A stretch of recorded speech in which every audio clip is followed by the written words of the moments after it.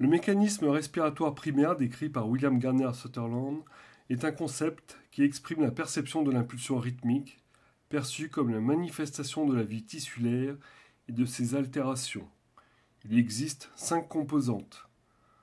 Mouvement inhérent au cerveau et à la moelle épinière, fluctuation du liquide céphalorachidien, mobilité et inextensibilité des membranes intracrâniennes et intrarachidiennes, mobilité involontaire du sacrum entre les iliaques, mobilité des os du crâne.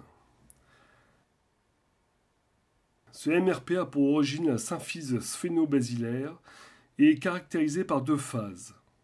Une première phase d'expansion ou flexion, c'est l'inspiration crânienne. Pendant cette phase, le diamètre transversal augmente alors que le diamètre antéro-postérieur diminue. Une deuxième phase de récession ou extension, c'est l'expiration crânienne. Pendant cette phase, le diamètre transversal diminue alors que le diamètre antéro-postérieur augmente. Sa fréquence est de 6 à 14 cycles par minute et son amplitude varie entre 12 et 25 micromètres.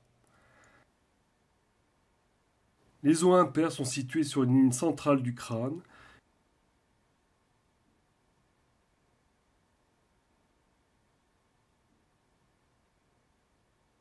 et auront des mouvements décrits comme flexion et extension,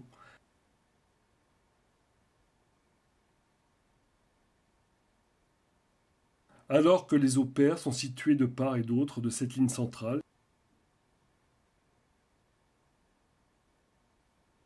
Ils auront des mouvements décrits comme rotation interne et externe.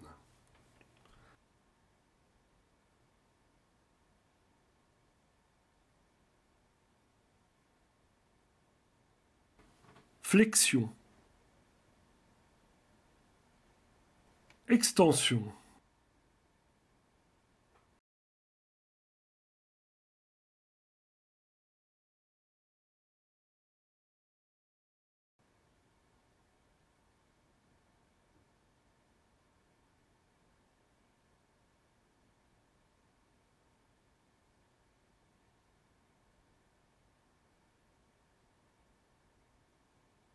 L'occiput est un os impair.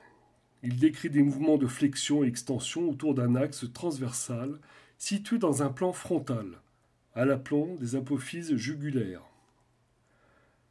Lors du mouvement de flexion, l'apophyse basilaire remonte, l'écaille descend et bascule en arrière. Les angles latéraux vont en dehors.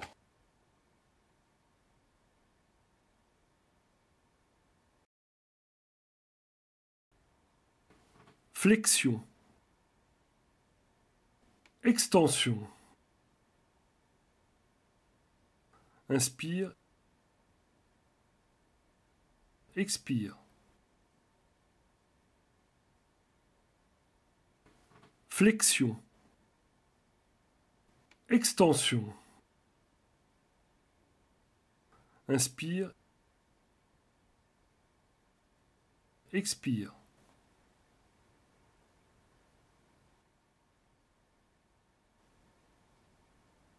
Extension. Inspire. Expire.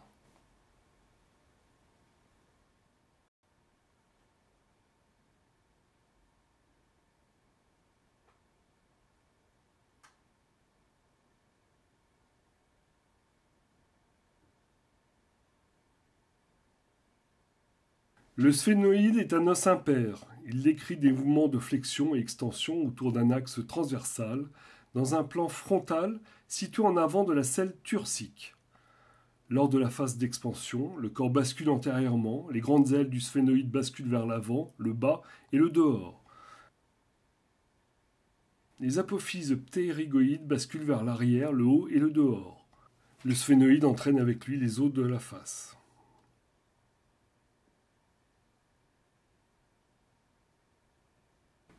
Flexion. Extension. Inspire. Expire. Flexion. Extension. Inspire. Expire.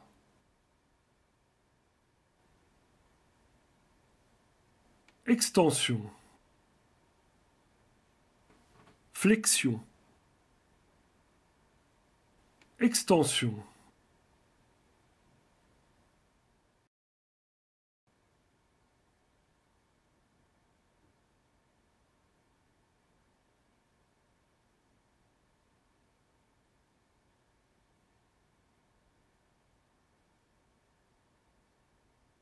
Les temporaux sont des os pairs. Ils décrivent des mouvements de rotation externe et interne, selon un axe oblique en avant, en dedans et en haut, passant par la facette jugulaire et le sommet du rocher.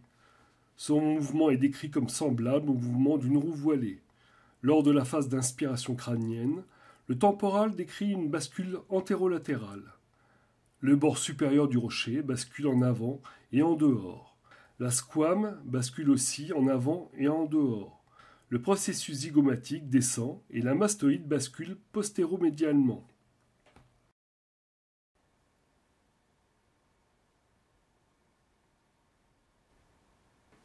Flexion.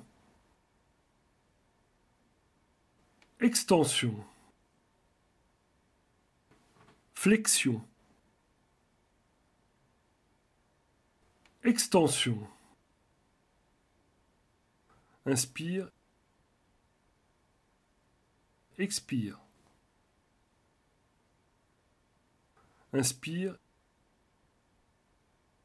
Expire. Flexion. Extension. Inspire. Expire.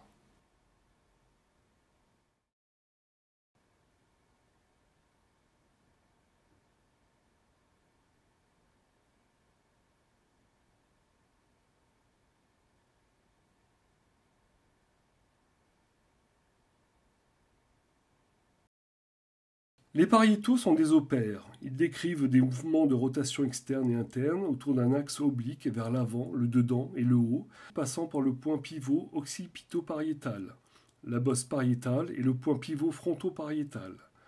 Lors de la phase d'expansion, ils décrivent globalement un mouvement de chasse-neige en s'aplatissant en haut et s'écartant en arrière. La suture sagittale s'abaisse sur toute sa longueur. L'angle antéro-externe glisse en avant et en dehors. L'angle postéro-externe va en avant, en dehors et en haut. Les bosses pariétales s'écartent et s'affaissent.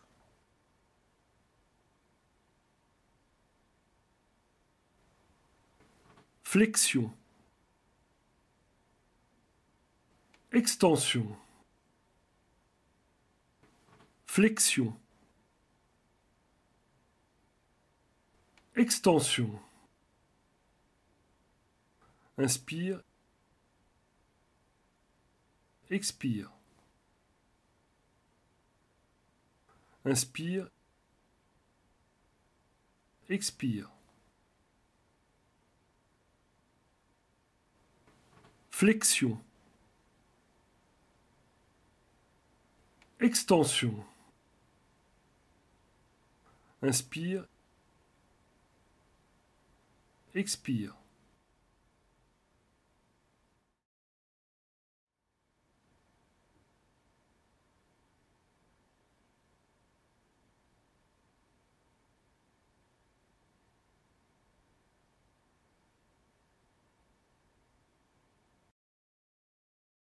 L'os frontal. En ostéopathie crânienne, cet os est considéré comme deux hémifrontaux du fait de son origine embryologique. Les ostéopathes considèrent que la suture métopique est mobile durant les phases d'expansion et récession crânienne. Ce sont donc deux os pairs qui décrivent des mouvements de rotation interne et externe selon deux axes verticaux, passant au centre des bosses frontales et ressortant au sommet des voûtes orbitaires. Lors de l'inspiration crânienne, les hémifrontaux s'ouvrent, les angles latéraux vont en avant et en bas, la suture métopique se creuse et recule, les bosses frontales s'effacent, les piliers externes vont en avant, en bas et dehors, les piliers internes vont en arrière, en haut et en dedans.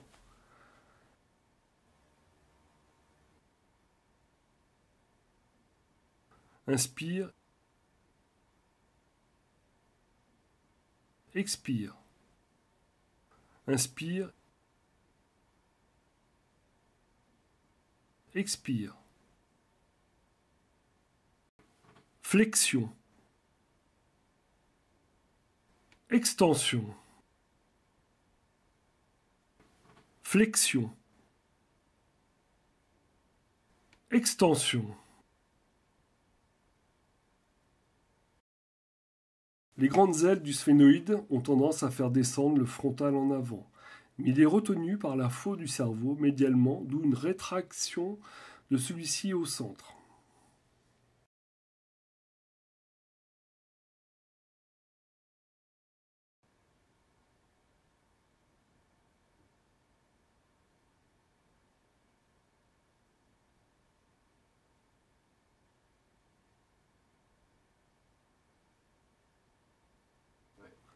L'ethmoïde est un os impair. Il décrit des mouvements de flexion et extension autour d'un axe transversal passant au centre de la lame perpendiculaire. Il dépend du sphénoïde directement. Lors de la phase d'inspiration crânienne, la partie postérieure de la lame criblée va en bas et en avant. La partie antérieure va en haut et en arrière. La crista galli va en haut et en arrière. La partie postérieure de la lame perpendiculaire va en bas avec le sphénoïde. La partie antérieure va en haut. Les masses latérales s'écartent en dehors et en arrière.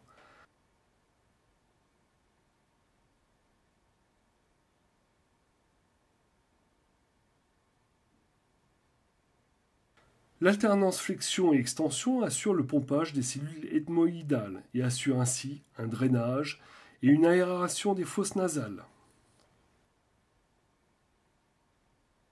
Inspire. Expire. Flexion. Extension. Inspire. Expire. Flexion. Extension.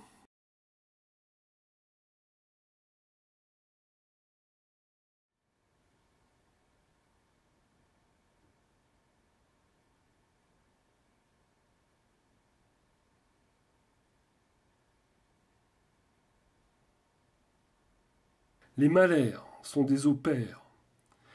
Ils décrivent des mouvements de rotation interne et externe autour de deux axes. Le premier est oblique, en avant, dedans et haut, horizontal, permettant des mouvements d'inversion et d'éversion. Le deuxième axe est oblique, en bas, avant et dedans, vertical, permettant des mouvements de rotation externe et interne. Lors de la phase d'expansion crânienne, les os malaires vont globalement participer à l'élargissement des cavités orbitaires. Les pommettes s'effacent, les bords orbitaires vont vers l'avant, le bas et latéralement, les bords massétérins vers l'arrière, le haut et médialement.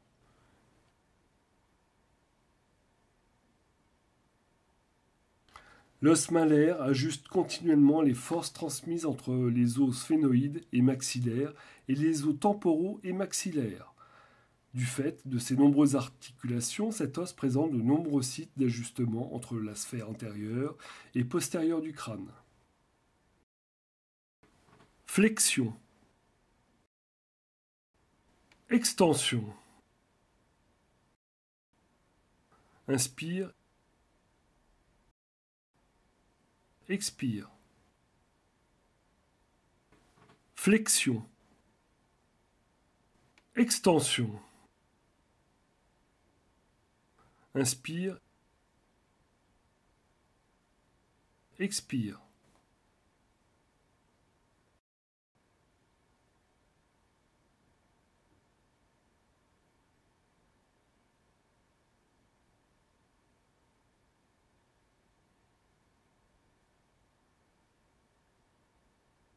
Les maxillaires supérieurs sont des os pairs. Ils décrivent des mouvements de rotation interne et externe selon des axes verticaux, orientés en bas et en avant. concrétisée par les branches montantes passant par elles et les lignes incisives aux canines. Lors de la phase d'expansion, l'apophyse frontale va en dehors par son bord postérieur et s'ascensionne. La suture intermaxillaire s'abaisse et recule. Le palais osseux s'efface et l'arcade alvéolaire s'écarte en arrière. Les apophyses pyramidales s'écartent vers l'avant et les incisives se postériorisent.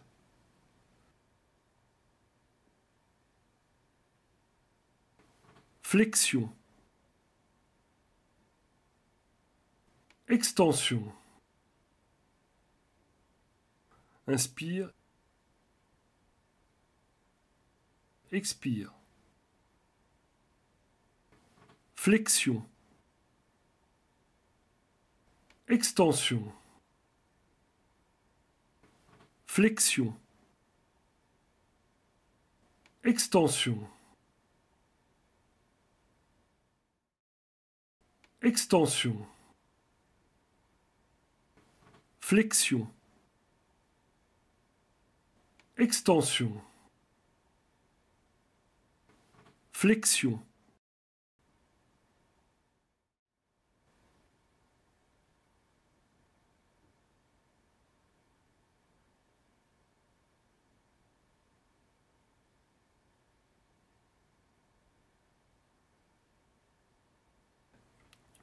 Le vomer est un os impair. Il décrit des mouvements de flexion et extension selon un axe transversal horizontal, passant par le centre du vomer en avant de la suture cruciforme.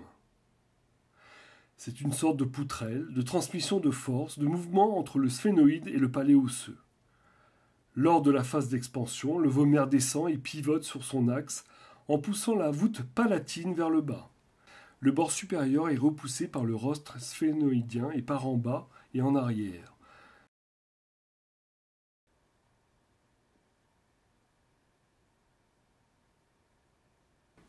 Flexion. Extension. Inspire. Expire. Flexion. Extension. Inspire. Expire. Les mouvements du vomer sont essentiels pour la dynamique ventilatoire et la bonne vascularisation de la muqueuse nasale. Flexion. Extension.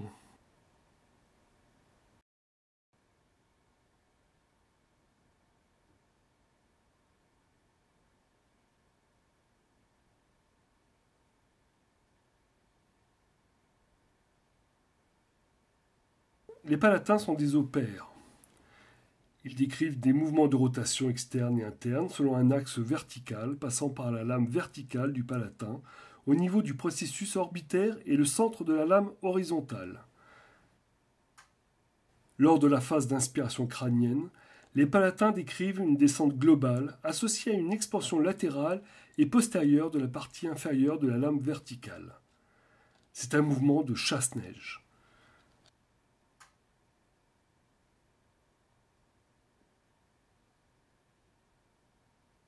Inspire. Expire.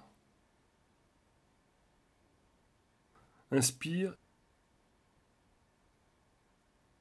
Expire. Flexion.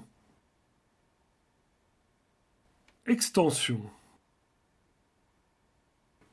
Flexion. Extension.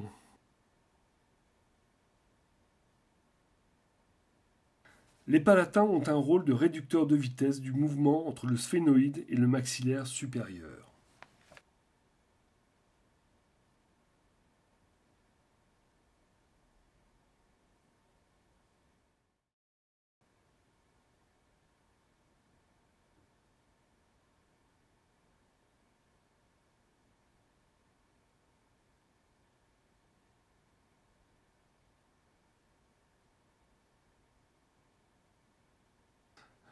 Les induits sont des opères. Ils décrivent des mouvements de rotation externe et interne selon un axe vertical, passant par le centre de la lame. Lors de la phase d'inspiration crânienne, le canal lacrymal s'ouvre.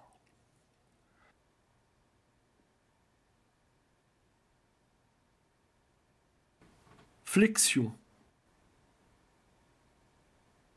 Extension. Inspire.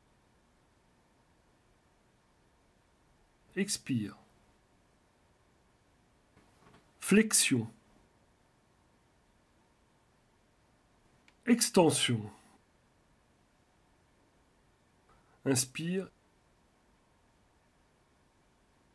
Expire.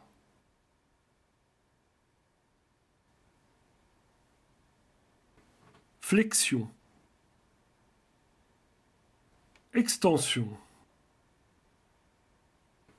Flexion. Extension.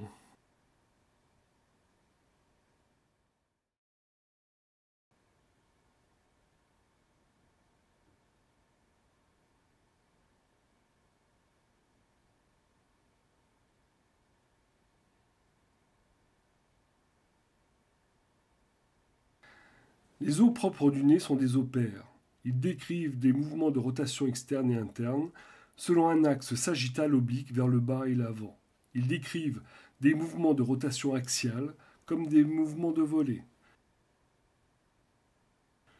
Lors de la phase d'expansion, le bord postérieur se porte en dehors, la crête internasale se creuse, il s'ascensionne par des maxillaires supérieurs, puis se frontalise.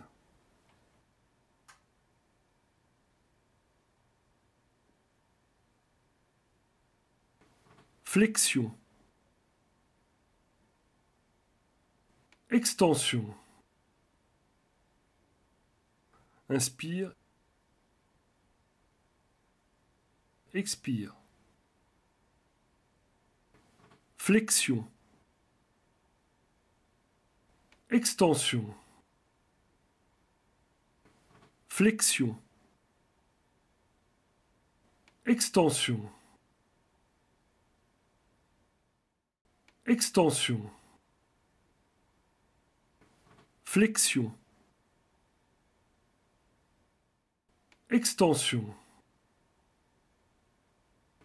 Flexion.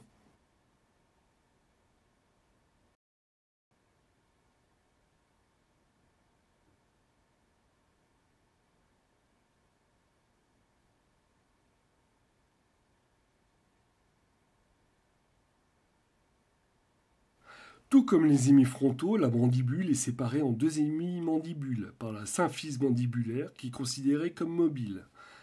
Ce sont donc deux opères autorisant des mouvements de rotation interne et externe selon deux axes verticaux obliques en dedans passant par la ligne incisivo-canine. Lors de l'expansion crânienne, le temporal fait une rotation externe et entraîne avec lui les condyles mandibulaires en arrière et en dedans. Les gonions s'écartent et descendent, l'arcade dentaire inférieure s'abaisse dans sa partie postérieure et recule dans sa partie antérieure.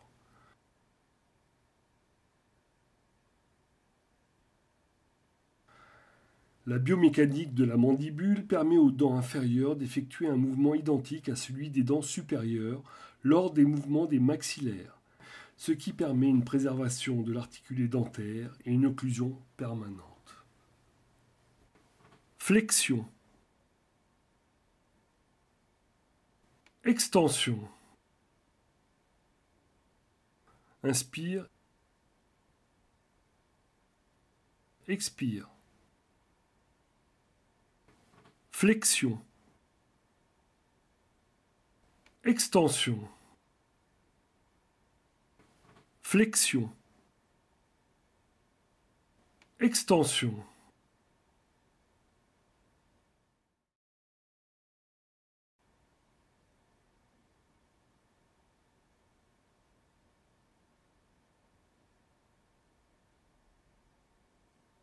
Dysfonction de flexion. L'axe est transversal à l'aplomb des apophyses jugulaires, pour l'occipital et transversale passant par la selle turcique pour le sphénoïde. La partie postérieure du corps du sphénoïde est haute, la partie antérieure de l'occiput est haute.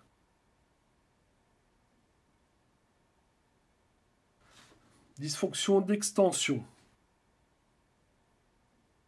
L'axe est transversal, à l'aplomb des apophyses jugulaires pour l'occipital, et transversal passant par la selle turcique pour le sphénoïde. La partie postérieure du corps du sphénoïde est basse. La partie antérieure de l'occiput est basse.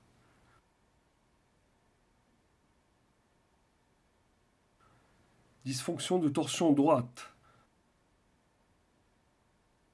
L'axe est antéro-postérieur du nasion à l'opistion. La grande aile du sphénoïde haute à droite, l'écaille occipitale basse à droite.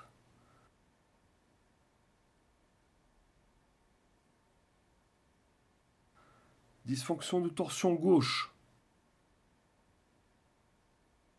L'axe est antéro-postérieur du nasion à l'opistion.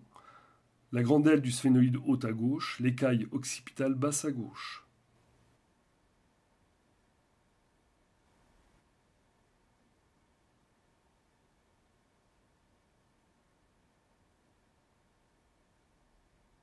Dysfonction du side bending rotation droit. Il y a 3 axes, un antéro-postérieur nasion-opistion et 2 verticaux, passant au centre du foramen magnum pour l'occipital et au centre du corps du sphénoïde. La grande aile du sphénoïde est antérieure et basse à droite. Le basion et l'écaille sont bas et postérieurs à droite. Dysfonction du side bending rotation gauche. Il y a 3 axes, un antéro-postérieur nasion-opistion et 2 verticaux, passant au centre du foramen magnum pour l'occipital et au centre du corps du sphénoïde. La grande aile du sphénoïde est antérieure et basse à gauche. Le basion et l'écaille sont bas et postérieurs à gauche.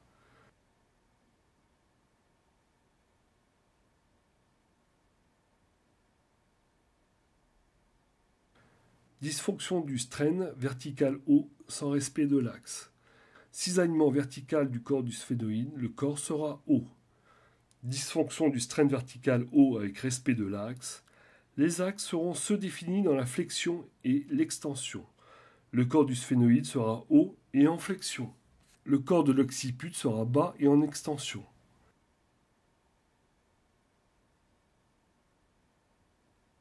Dysfonction du strain vertical bas sans respect de l'axe. Cisaillement vertical du corps du sphénoïde, le corps sera bas. Dysfonction de strain vertical bas avec respect de l'axe. Les axes seront ceux définis dans la flexion et l'extension.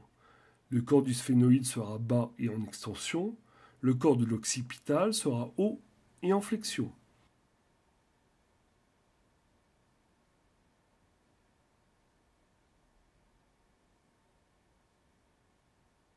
Dysfonction du strain latéral gauche avec respect de l'axe. Les axes sont les axes verticaux définis dans le side bending rotation. Une rotation droite est appliquée aux 2 os. Les hémicadrans antérieurs droit et postérieur gauche seront aplatis.